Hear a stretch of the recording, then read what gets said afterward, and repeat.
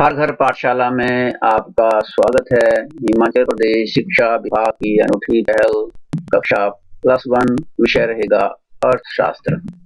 तो आज आइए जाने अर्थशास्त्र में हम जानेंगे भारत का विकास अनुभव। एक तुलना की जाएगी पाकिस्तान और चीन के साथ। तो आइए पाकिस्तान के साथ देखें। इससे पहले कि हम दोनों में तुलना करें, एक परिचय पाकिस्तान के साथ आइए कर लेते हैं। पाकिस्तान भी भारत की तरह ही एशिया महाद्वीप का हिस्सा है, क्योंकि 1947 में ये भारत से ही अलग हुआ था, जैसे दो भाई अलग होते हैं। तो ये वही हिस्सा है भारत का, एशिया महाद्वीप में ही आता है ये भी।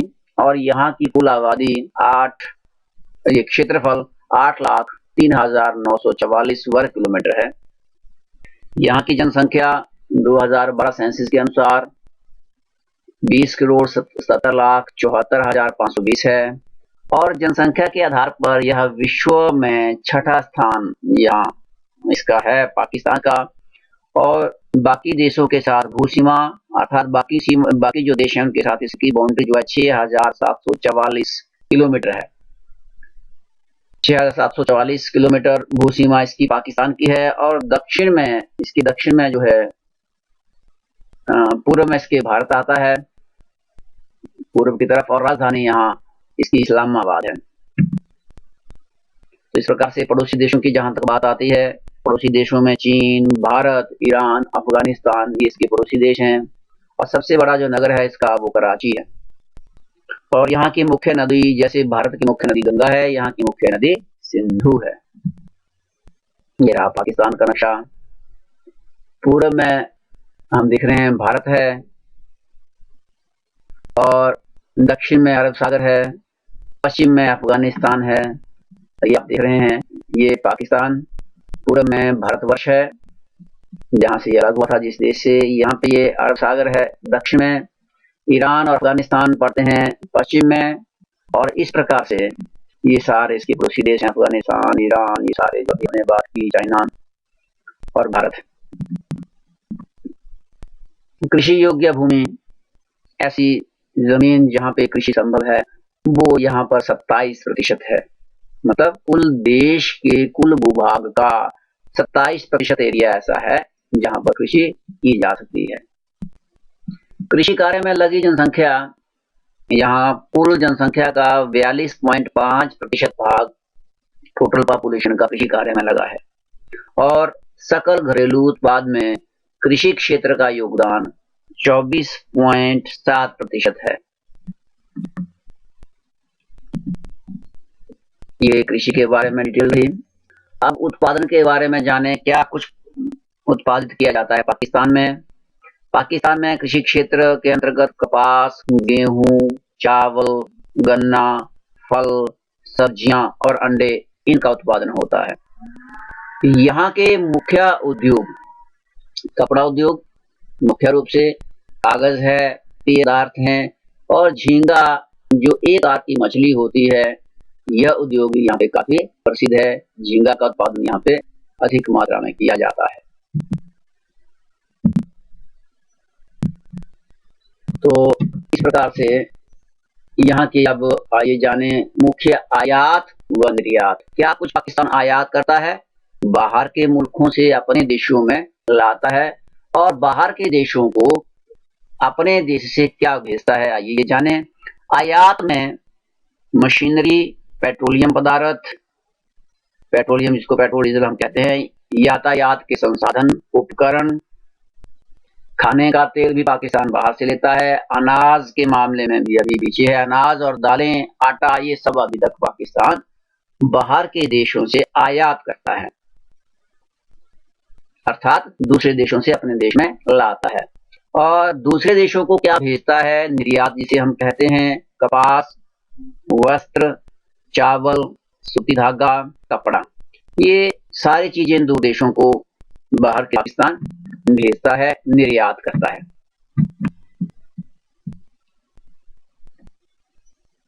इस प्रकार से अब बात आती है कि आयात किन किन देशों से पाकिस्तान करता है और निर्यात किन किन देशों को करता है। आयात में जहां हमने बात की कच्चा तेल, मशीनरी, रतन, उर्वरक, ये सारी चीजें पाकिस्तान बाहर से अपने देश में आयात करता है और कुल आयात जो है वो 48.21 बिलियन डॉलर की वस्तुएं अपने देश में आयात करता है और 21.7 बिलियन डॉलर की वस्तुएं पाकिस्तान दूर देशों को, बाहर के देशों को निर्यात करता है, जिसमें वो चाहे हीरे जवाहरात हों। और आइए देखें इसमें चीन क्या कुछ इसमें रहता है। निर्यात टोटल जो है 21.7 बिलियन डॉलर का है और आयात जो है वो चीन से 29.1% आयात, टोटल आयात का 29% भाग चीन से आयात करता है। यूएस से 4.3%, यूएई से 13.2% और इंडोनेशिया से 4.4% टोटल आयात का इंडोनेशिया से करता है। और निर्यात यूएस को करता है, यूके को करता है, चीन को करता है और अफगानिस्तान को करता है। यूएस को 16.3% निर्यात का टोटल हिस्सा यूएस को जाता है, यूके को 7.4, चाइना को 7.6 और अफगानिस्तान को 6.5। यहाँ पे देखें चाइना से 29.1 टोटल जितना आयात है उसका 29.1% आयात करता है और चीन को 7.6% टोटल निर्यात करता है। भारत व पाकिस्तान की बात हम तुलना करते हैं पाकिस्तान के साथ भारत की। तो भारत के साथ अगर हम जहां तक देखते हैं 1990 की बात करते हैं। 1990 में भारत का जो प्रति व्यक्ति आय है वो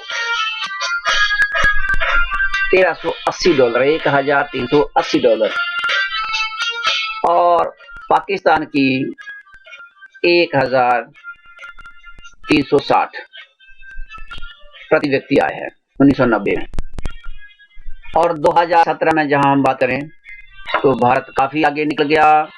भारत की प्रति व्यक्ति आय हो गई $7200 और पाकिस्तान की है $5400। तो इस प्रकार से हम देखें तो काफी अधिक प्रति व्यक्ति आय में भारत आगे हो गया है 2017 में। हालांकि दोनों ही देशों ने प्रति व्यक्ति आय में वृद्धि की है, दोनों ही देशों की प्रति व्यक्ति आय में वृद्धि हुई है, परंतु तुलनात्मक रूप में देखें तो भारत की प्रति व्यक्ति आय पाकिस्तान की प्रति व्यक्ति आय से काफी अधिक 2017 में हो गई है। 1990 में लगभग बराबर ही थी। तो भारत व पाकिस्तान में निर्धनता की तुलना की बात हम करें कि निर्धनता किस ढंग से है, यहाँ पर वर्ष 1983 की अगर हम बात करें तो यहाँ जो प्रति व्यक्ति आय भारत में 45% लोग जो थे वो गरीब थे और पाकिस्तान में 1987 में 17% जो लोग थे वो गरीब थे 1987 के सेंसस के अनुसार। अब 2017 की बात अगर हम करें तो 2017 में गरीबी भारत में ज्यादा थी 83 में और 17 में भारतवर्ष में 21.9% लोग गरीब रह गए। मतलब भारत में जो निर्धन लोग हैं वो कम हुए। आइए पाकिस्तान की ओर चलें। पाकिस्तान में 1987 में 17% लोग गरीब थे और 2017 की जहां हम बात करें यहाँ पे 29.5% लोग अभी भी गरीब हैं। अर्थात पाकिस्तान में लोग गरीबी की ओर बढ़ रहे हैं। जहां 1983 में 17% केवल गरीब लोग थे, अब यहाँ पे 29% लोग गरीब हैं। अर्थात यहाँ पे गरीबों की निर्धनों की मात्रा में वृद्धि हुई है और भारत में निर्धनों की संख्या में कमी हुई है। यहाँ पे निर्धन कम हुए हैं, 45 से 21% के ऊपर आ गए हैं।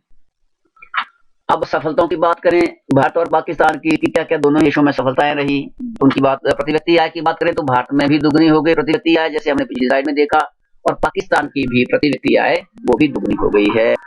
खाद्य निर्भरता की हम जहां बात करते हैं तो खाद्य निर्भरता में भी भारत भी आत्मनिर्भर हो गया और पाकिस्तान भी खाद्य निर्भरता में आत्मनिर्भर हो गया। तो दोनों ही देशों की सफलताएं हैं कि प्रक्रियाएं भी दुगनी हो गई और खाद्य पदार्थों में भी आत्मनिर्भर श्रेणी में आते हैं।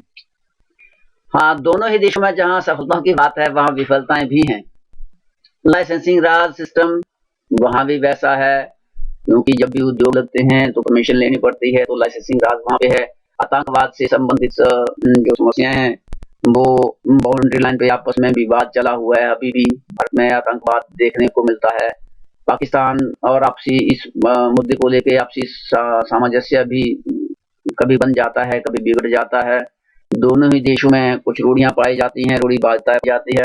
तो ये दोनों ही देशों में ये सफलताएं हैं। आइए अब जाने चीन के बारे में। चीन एक परिचय, क्या कहता है चीन? भारत और पाकिस्तान की तरह ही चीन भी एशिया महाद्वीप का ही एक हिस्सा है, एक भूभाग है, एक जमीनी टुकड़ा है। तो तीनों ही देश एशिया महाद्वीप में आते हैं और विश्व का सबसे बड़ा ये महाद्वीप एशिया है। यहाँ का कुल क्षेत्रफल एरिया के हिसाब से बहुत बड़ा ये देश है। ये 95,96,960 वर्ग किलोमीटर ये हमारा कुल क्षेत्रफल रहता है इसका, वर्ग किलोमीटर। तो इस प्रकार से बहुत बड़ा ये एरिया है, 95,96,960 वर्ग किलोमीटर, जो कि काफी बहुत बड़ा एरिया है अपने आप में। और जनसंख्या यहाँ की 142764778 करोड़, बहुत ये आबादी बहुत अधिक है। और जनसंख्या के आधार पर विश्व में ये पहला स्थान चीन का है। यहाँ की राजधानी बीजिंग है। और इसी प्रकार यहाँ जैसे पड़ोसी देशों की बात हम करें तो पड़ोसी देशों में भूटान, भारत, अफगानिस्तान, वर्मा, उत्तर कोरिया, नेपाल, रूस, कजाकिस्तान, वियतनाम और लाओस, ये यहाँ के पड़ोसी देश हैं।